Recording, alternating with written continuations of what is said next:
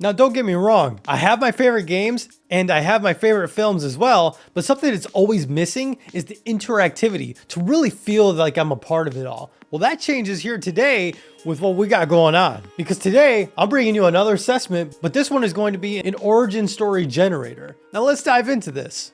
Getting back over to the itch.io site, which is where I get to post all of my assessment tools, or in this case, the Velaris origin story generator. This is your chance to be able to interact with the lore, not just listen to it or watch it. This questionnaire is going to be 24 questions total, and previous answers can change future questions and future responses. So therefore, you really want to plan ahead in what you're going to choose. The ending result will generate a full character background story, as I was showcased for myself, presents a social status tier from 0 to 6, explaining in the future what those mean, a corruption versus resonance percentage meter based on the responses, and in the very end, at the very bottom of the page, you will have the access to be able to save your results to a PDF file, which I really wish I would have started doing so long ago, but now you can here. And that will allow you to be able to share along with others and be able to join in and really start feeling a part of the community that I'm trying to build here. So without further ado, I myself am going to showcase the origin story generator, and then I'm also going to go through it in my perspective, what I would choose as well. So go ahead and click Run Tool. This happens to be the same thing that I put on that other page, so I already read through it. And in my case, welcome aboard everybody. My name is AveyaZ. This is the YouTube channel AveyaZ, and I really appreciate you being here today. So let's go ahead and get started here. In the timeline of Velaris, that is the world that exists here, where does your age currently place you? A, the youth, B, the young professional, C, the young adult, D, the middle-aged, E, the veteran, or F, the ancient. Now for me, I'm gonna go ahead and categorize myself as the young professional. Two reasons. One, because that's literally what I am, but also in the world building of the lore that I've set for the character that exists for me, that's exactly what he is. Question number 2, what is your birthright? A, human, the resilient foundation of the realms. Though lacking innate cosmic ancestry, your adaptability and sheer willpower allow you to stand toe-to-toe with gods and monsters. B, Demiborne, a lineage touched by the divine or ancient powers. You carry a fragment of dormant, high-tier mana in your bloodline. C, Void-Mutated, a tragic anomaly permanently altered by the Void, shunned by high society, but wielding terrifying, unstable abilities. D, Monster, the roaming creatures of the world, driven by instinct, untamed magic, or ancient evolution. You are a true native of the dangerous wilds. E, Otherworlder, a traveler from another time or dimension. You carry the strange, complex aura of a world beyond the current timeline of Velaris. Last one here, F, a mixed, altered being. Neither purely monster, human, nor Demiborne. You are a full-fledged outcast bearing multiple traceable lineages, creating a highly complex and entirely unique genetic tapestry. I have to admit, I'm very straightforward into my choosing here. I'm just going to be choosing to be human, as regular as it gets. Although if I had a secondary, it would probably be the mixed altered being of some form. Question number 3. Describe the environment that shaped your formative years. A, the High Capital, raised in the pristine towering spires of a capital city where absolute order, high society, and the golden law govern every action.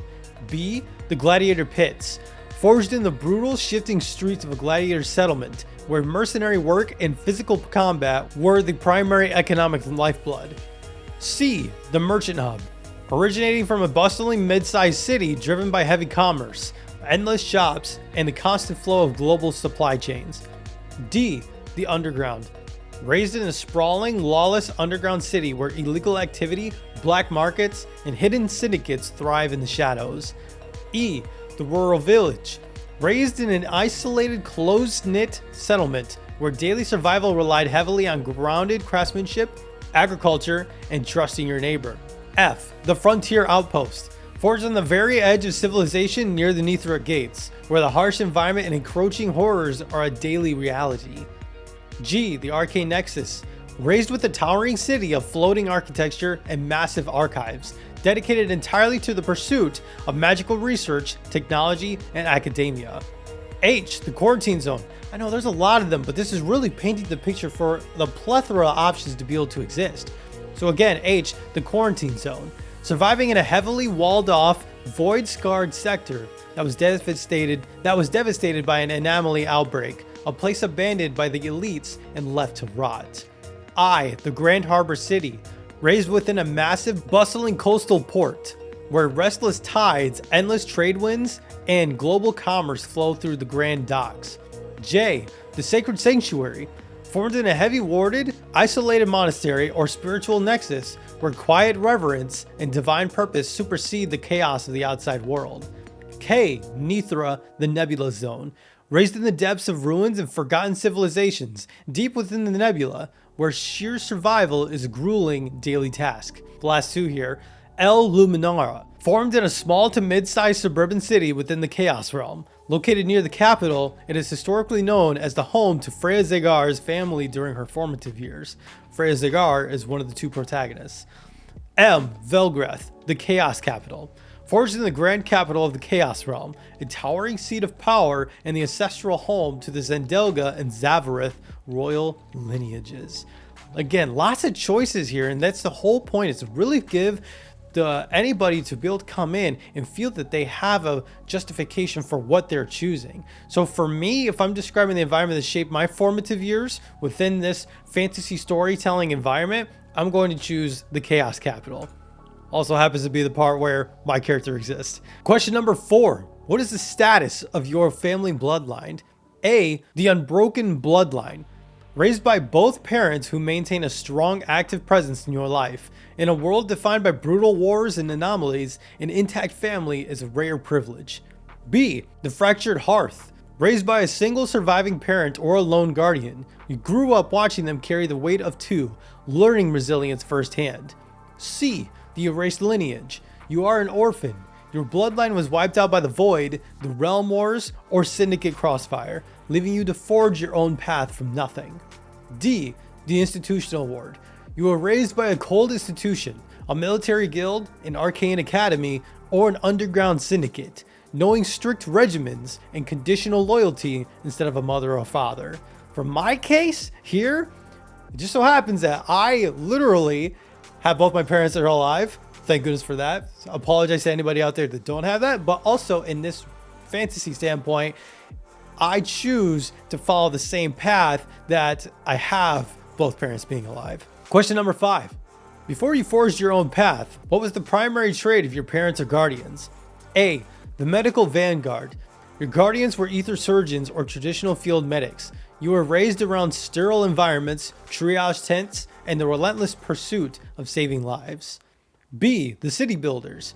Raised by monocontractors or traditional architects, your childhood was filled with complex blueprints, kinetic lifting, and the raw grit of constructing the realms from the ground up.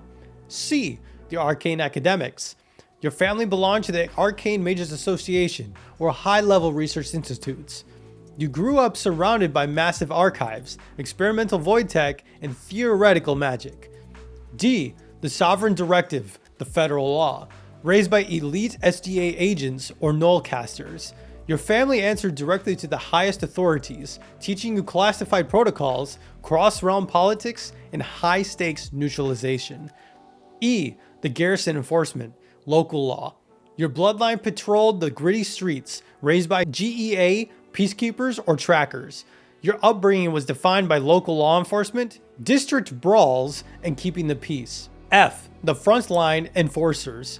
Your bloodline lived by the sword and the shield. Raised by Royal Vanguard soldiers or contracted mercenaries, your childhood was steeped in military discipline and the reality of violence. G, the merchant sovereigns. Raised in the lap of luxury and cutthroat commerce, your family consisted of Solvara financial analysts or high-tier trades managers, teaching you that money and data rule the realms. H, the underworld shadows. Your family operated strictly off the ledger. Raised by whisper brokers, contraband runners, or eclipse assassins, you learned the rules of the black market before you learned to read. I, the last one, the frontier survivalists. Your family scraped by in the dirt, raised by low-born laborers, Nithra explorers, or void-mutated outcasts. Your upbringing was a daily grueling fight for basic survival. Ton of options here, and when I really think about all of these, I think of two different things when it comes to the primary trait of parents or guardians, one, I think of what my parents did, but also in a fantasy standpoint, I think more along the lines of being very much of a mercenary type-esque of individual groupings. And the closest one to come to all of those is going to be the frontline enforcers. So for me, in this standpoint of fantasy storytelling, my parents were frontline enforcers. They also happen to be alive too.